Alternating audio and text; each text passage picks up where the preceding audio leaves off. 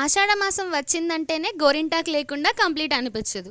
So మేము కూడా ఇంట్లో న్యాచురల్గా గోరింట ఆకు తీసుకొని వచ్చి మరి ఇలా రుబ్బుకొని పెట్టుకుందాం అనుకొని తీసుకొచ్చేసాము. యాక్చువల్గా అయితే మనం ఇప్పుడు గ్రైండర్లో వేసుకోవడమో లేకపోతే మిక్సీలో వేసుకోవడమో పెట్టుకుంటాం కదా. మేమైతే ఈరోజు ఇలా రుబ్బు రోల్లో రుబ్బుకొని పెట్టుకుందామని చెప్పేసి నేను, మమ్మీ, అక్క ముగ్గురం కలిసి ఇలా రుబ్బేస్తున్నాము. ఆషాఢ మాసం అంటేనే మన తెలుగు ఇళ్ళల్లో ఫస్ట్ గుర్తుకొచ్చేది గోరింటాకు పెట్టుకోవడం. అదొక అందమైన ట్రెడిషన్. ఈరోజు మేము గోరింటాకు ప్రిపేర్ చేసిన ప్రాసెస్ని మీతో షేర్ చేసుకుంటాను.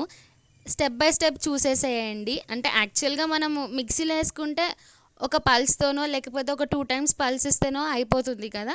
ఇది ఇలా రుబ్బుకోవడంలో చాలా టైం పట్టిద్ది. అండ్ ప్రాసెస్ ఇలా చేయడం వల్ల మనకి గోరింటాకు కూడా మంచిగా అనేది మెదుగుతుంది. ఒక 2 టిప్స్ మీతో షేర్ చేసుకుంటాను గోరింటాకు గురించి. మీరు గోరింటాకు పెట్టిన వెంటనే కడిగేయకండి. కొన్ని గంటలు లేదా నైట్ మొత్తం ఉంచితే కలర్ బాగా డెవలప్ అవుతుంది అంటారు.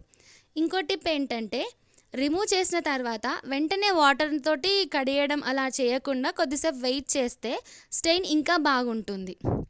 ఆషాఢ మాసంలో ఇలా గోరింటాకు పెట్టుకోవడం అంటే ఒక ఫెస్టివల్ ఫీలింగ్ వేరే లెవెల్ కదా. చిన్న ట్రెడిషన్స్ని ఫాలో అవ్వడం మనకి మన కల్చర్ని గుర్తు చేస్తుంది. మీరు కూడా ఈ ఆషాఢ మాసంలో గోరింటాకు పెట్టుకున్నారా? అయితే కామెంట్స్లో చెప్పేయండి.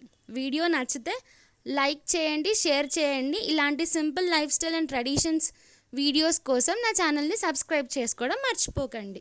ట్రెడిషన్స్ని ఫాలో అవ్వడం అంటే పెద్ద పనేం కాదు. చిన్న చిన్న మూమెంట్స్ని బ్యూటిఫుల్ మెమరీస్గా మార్చుకోవడమే. సో మీరు కూడా ఇలాంటి మెమరీస్ని అస్సలు మిస్ అవ్వకండి. మళ్ళీ కలుద్దామే. బాయ్.